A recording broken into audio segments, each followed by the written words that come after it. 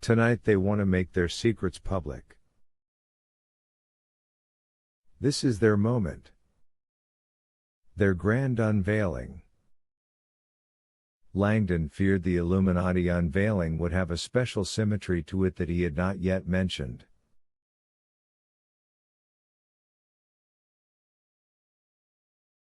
The 4 brands. The killer had sworn each cardinal would be branded with a different symbol.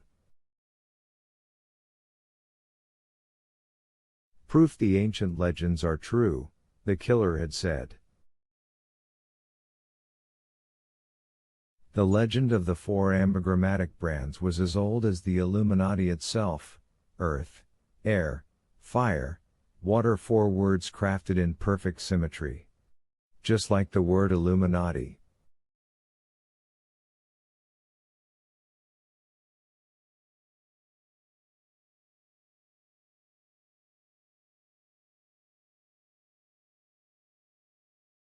Each cardinal was to be branded with one of the ancient elements of science. The rumor that the 4 brands were in English rather than Italian remained a point of debate among historians.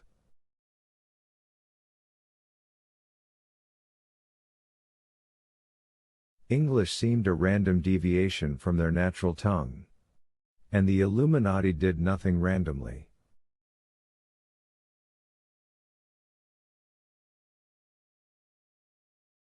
Langdon turned up the brick pathway before the archive building. Ghastly images thrashed in his mind. The overall Illuminati plot was starting to reveal its patient grandeur. The Brotherhood had vowed to stay silent as long as it took, amassing enough influence and power that they could resurface without fear, make their stand, fight their cause in broad daylight.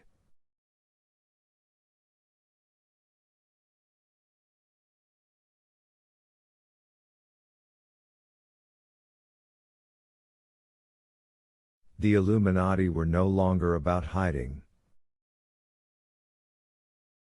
They were about flaunting their power, confirming the conspiratorial myths as fact.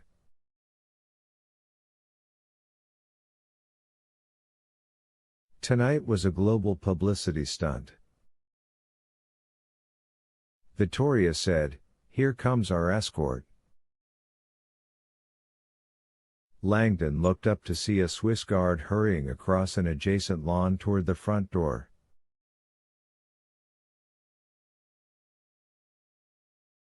When the guard saw them, he stopped in his tracks. He stared at them, as though he thought he was hallucinating. Without a word he turned away and pulled out his walkie-talkie. Apparently incredulous at what he was being asked to do, the guard spoke urgently to the person on the other end.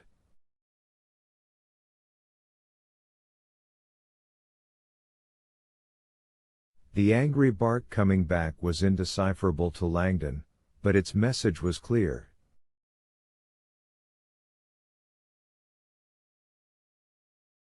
The guard slumped, put away the walkie-talkie, and turned to them with a look of discontent.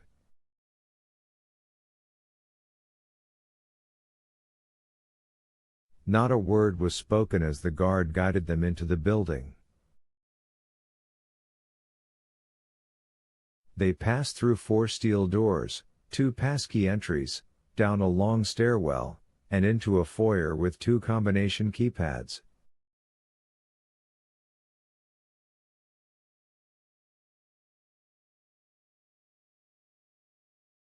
Passing through a high-tech series of electronic gates, they arrived at the end of a long hallway outside a set of wide oak double doors.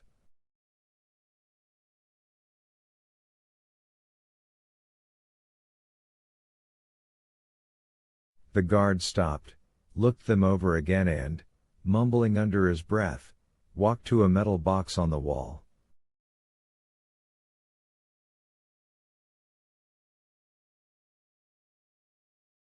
He unlocked it, reached inside, and pressed a code. The doors before them buzzed, and the deadbolt fell open.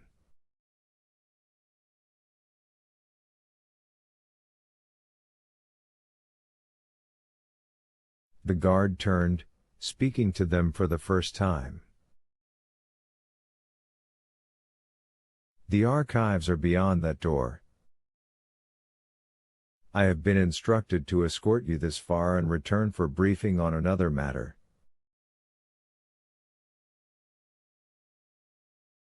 You're leaving? Vittoria demanded. Swiss guards are not cleared for access to the secret archives. You are here only because my commander received a direct order from the Camerlegno. But how do we get out? Monodirectional security. You will have no difficulties.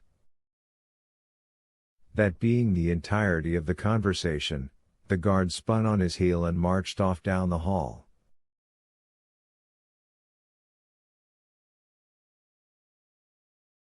Vittoria made some comment, but Langdon did not hear. His mind was fixed on the double doors before him, wondering what mysteries lay beyond.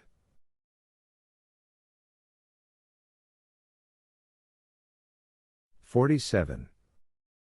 Although he knew time was short, Camerlegno Carlo Ventresca walked slowly.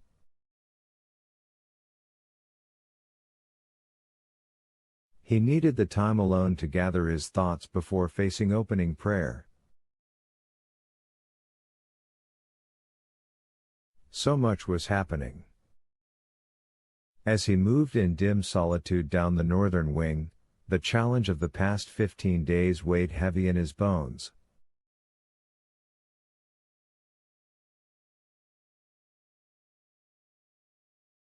He had followed his holy duties to the letter.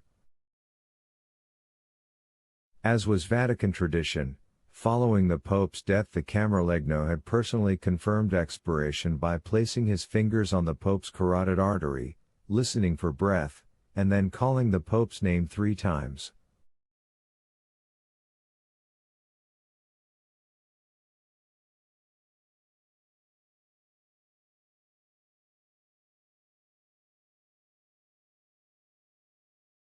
By law there was no autopsy.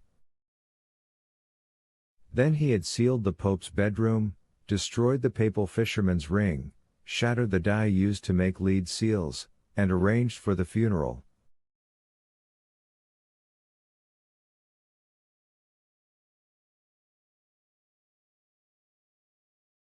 That done, he began preparations for the conclave. Conclave, he thought. The final hurdle. It was one of the oldest traditions in Christendom. Nowadays, because the outcome of conclave was usually known before it began, the process was criticized as obsolete, more of a burlesque than an election.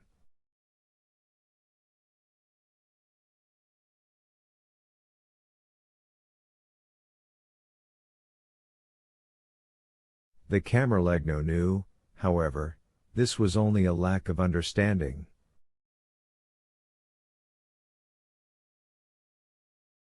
Conclave was not an election. It was an ancient, mystic transference of power. The tradition was timeless. The secrecy, the folded slips of paper, the burning of the ballots, the mixing of ancient chemicals, the smoke signals,